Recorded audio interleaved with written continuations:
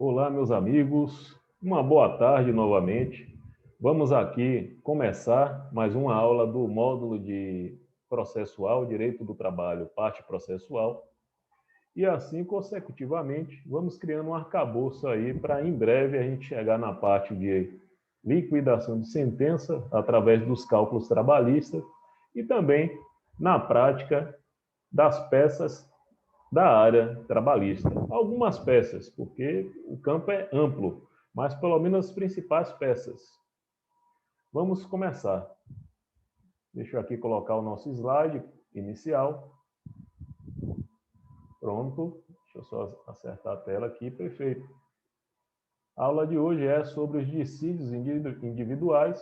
E aí vocês vão, aos pouquinhos, conhecendo um pouco mais sobre o tema. Aqueles que já conhecem vão fazer uma revisão e também as suas divagações aí vão começar. Vamos lá. As nulidades processuais é a sanção decretada em relação ao ato praticado, pelo fato de que, de inobservar as prescrições legais. As nulidades serão declaradas, senão mediante provocação das partes, as quais deverão arguí-las. Existem, entretanto, declarações que podem ser feitas pelo juiz. Essas podem ser de ofício. Temos as nulidades absolutas, e aí vimos que podem ser referentes à competência, por exemplo, a competência da Justiça do Trabalho, também referente aos critérios de capacidade para que seja dada entrada à ação. Sobre a nulidade relativa, essa nulidade relativa, o exemplo mais típico é sobre a competência territorial, inclusive podendo ser sanada, no caso da prorrogação de competência, em que, após a parte contrária, geralmente a reclamada ser ouvida e a mesma anuir, essa nulidade relativa poderá ser sanada. Outras nulidades também que podem ser sanadas pode ser referente à não liquidação da inicial. E aí é importante dizer que essa liquidação da inicial é importante ser deixado claro que a mesma é apenas para critérios de adequação do rito, já tendo o entendimento consolidado em que deverá ser dado prazo para que a parte venha sanar esse vício e não a extinção da ação. Isso é importante salientar. Seguindo aqui ao tema dissídios, vamos ao tópico referente à audiência trabalhista, que está bem específico na CLT, que deverá ser processada em dias úteis, ser realizada, melhor dizendo, em dias úteis, em horário de 8 às 18, não devendo ultrapassar. Importante dizer que não poderá, se houver casos específicos e não puder ser encerrado aquele termo, a mesma, as pessoas na prática, o próprio judiciário mostra diversos casos sobre isso daí, mas, em regra, não deverá ultrapassar 5 horas. Caso o juiz entenda necessário, poderá ocorrer uma audiência extraordinária. E aí a gente sabe que, na prática, muitas coisas são diferentes da teoria.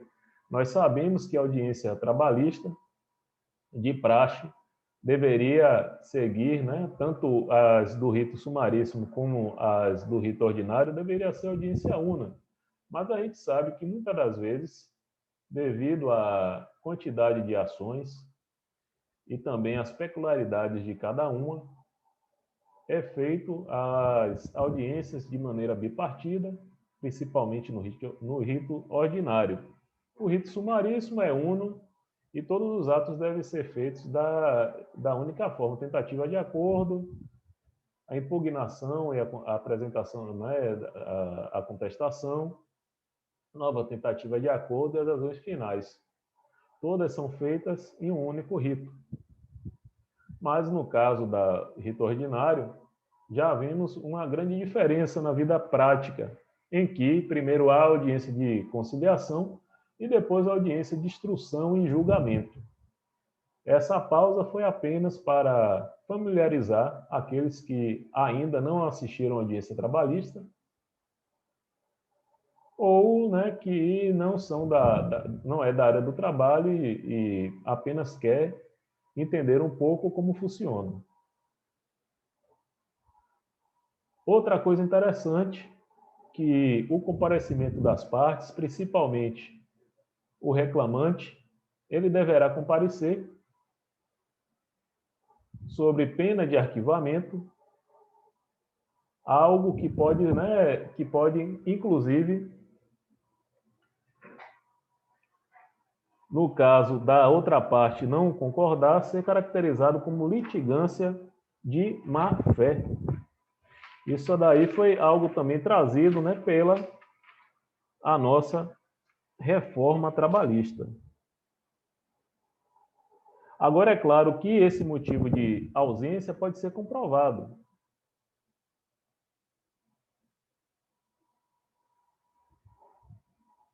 Outra coisa aqui interessante também é que o não comparecimento, né, promove o arquivamento e o não aparecimento do reclamado provoca a revelia.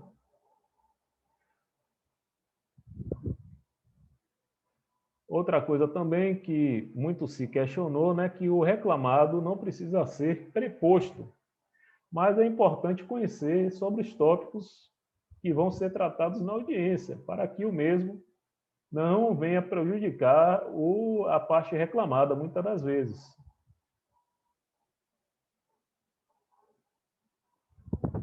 Outra coisa também, o não comparecimento das partes, o arquivamento do processo, como eu falei, e o pagamento das custas, salvo se justificados. Né? Já na reclamada, vai ser revelia e a confissão fática. E aí a súmula 74, que foi, de uma certa maneira, a meu modo e ao modo de várias pessoas, inclusive doutrina, prejudicada pela Lei 13.467 de 2017, conhecida como Reforma Trabalhista.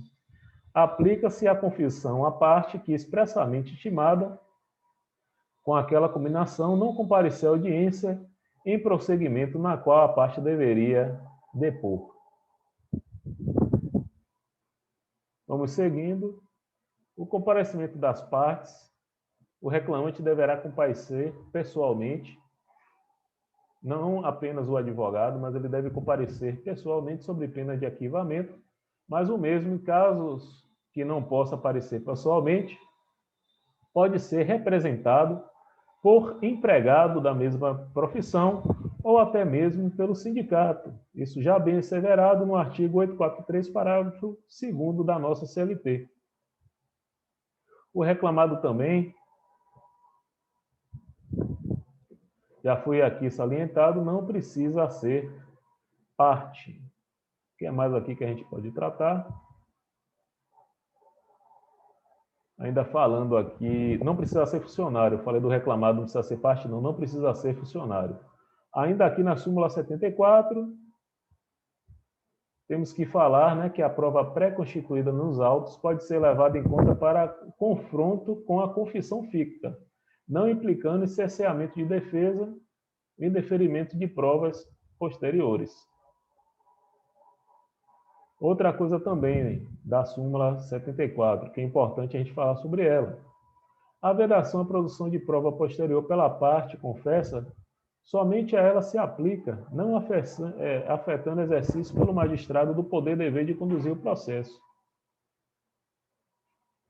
Então, é importante dizer que todas as provas devem ser apresentadas antes de ser oferecida a contestação. Provas posteriores ao processo, é importante dizer, são fatos novos e que irão provocar a extinção, o impedimento ou a modificação daquele processo. E aí, justificar a sua importância. Provas que falem sobre o mesmo tema e que já foram apresentado contestação, é importante salientar que podem ser aceitas ou não pelo magistrado. Inclusive, a parte contrária pode impugná-las.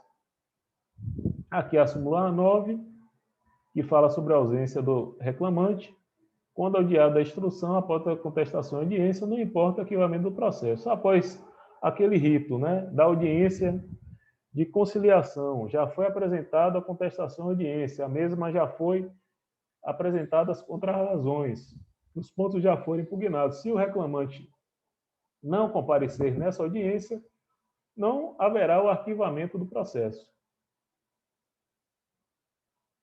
Outra coisa, revelia, atestado médico, a reclamada ausente audiência em que deveria apresentar defesa é revel, ainda que apresente seu advogado munido de procuração, podendo ser inedida a revelia. Claro que a apresentação de atestado médico deverá mostrar nesse atestado especificamente o que impossibilitou a sua incapacidade de locomoção.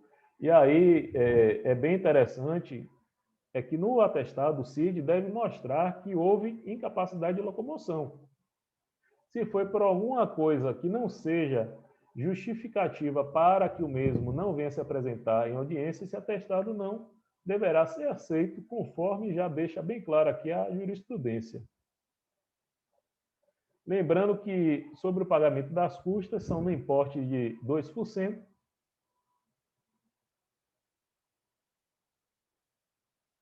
Existem, de acordo ao 790A da CLT, isenção para o pagamento de custas, e aí se inclui a justiça gratuita, a União, Estados, Distrito Federal e municípios, autarquia e fundações públicas federais e estaduais que não explorem atividade econômica. Se explorar atividade econômica, vai ter que pagar custas, e o Ministério Público do Trabalho. Outra coisa, a responsabilidade pelo pagamento dos honorários periciais é da parte sucumbente na pretensão, objeto da perícia, ainda que beneficiar a justiça gratuita. Isso daqui eu tenho que fazer uma ressalva. E aqui eu vou até tomar a liberdade de deixar sublinhado. Há um pedido no Supremo de declaração de inconstitucionalidade desse 790B da CLT. Então, até hoje, que estamos em meados de 2021, em março de 2021, não foi declarada ainda inconstitucionalidade, mas caso você venha fazer a inicial ou você esteja representando a parte reclamante e tenha na sentença essa questão referente ao pagamento dos honorários periciais, mesmo sendo beneficiário da justiça gratuita, é importante você, caso não tenha em seu material de consulta, colocar essa observação. Inclusive, eu peço, né, que ao final da aula pesquisa na internet sobre esse tópico. Me lembrei agora, você vê como são as coisas. O direito do trabalho sempre está mudando e já tem uma instrução normativa falando sobre isso, que eu vou postar no nosso material lá no Telegram. Outra coisa aqui também importante sobre as isenções das custas, não atingem os órgãos, conselhos de classe, entidades fiscalizadoras do exercício profissional, exemplo de OAB, CREA, entre outros. Aqui ainda falando, né, sobre os honorários periciais, mas tome cuidado com isso, sobre o 790B, há uma grande possibilidade de ser declarada sua inconstitucionalidade. Inclusive, os tribunais, aí, o Tribunal Superior do Trabalho já discute sobre isso. Enquanto isso, você vai ver que na vida prática tem magistrados que, inclusive, já fazem o quê? O deferimento do parcelamento dos honorários.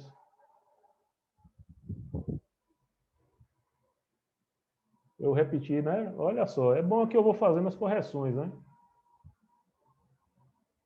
Pronto, deixa eu fazer uma correção aqui. O juiz pode deferir os honorários periciais. É importante também dizer que somente no caso em que o beneficiário da justiça gratuita não tenha obtido em juízo créditos capazes de suportar a despesa, ainda que em outro processo que a União responderá. Então, vai ter o prazo de 2 anos aí para ele pagar. Caso ele tenha outro processo judicial em que ele tenha créditos suficientes para pagar esses honorários, ele paga. Se não, após o período de 2 anos, quem vai assumir a verba é a União. Então, é importante que isso fique bem claro para todos nós. Uma questãozinha aqui para finalizarmos a nossa aula. Assina-lhe a opção correta em relação à reclamação trabalhista. É necessário que a petição inicial esteja assinada por advogado. Será necessário realmente? Já falei aí do juiz postulante, né? Então, já dei uma canja aí para a resposta. A reclamação só pode ser apresentada de modo escrito, não sendo admitida da forma verbal. O advogado pode ser substituído à audiência pelo... O empregador pode ser substituído à audiência pelo advogado, se este empregado, e aí também vai lá no Telegram, o material dessa instrução normativa que fala sobre isso. O advogado empregado não pode, eu já vou adiantando para vocês. A ausência do reclamante na audiência designada acarreta o arquivamento da reclamação, sendo o pagamento das custas em condenação a condição para a proposição de nova demanda. Eu acho que depois de tudo que conversamos, vocês já sabem responder essa questão. Deixe as respostas lá nos comentários desse vídeo e qualquer dúvida, terei o maior prazer em atendê-los. Muito obrigado, gente. O grupo do Telegram já vou deixar aberto e na descrição desse vídeo. E nas próximas aulas iremos tocar mais sobre esse assunto abrangente do direito processual do trabalho. Até mais e obrigado.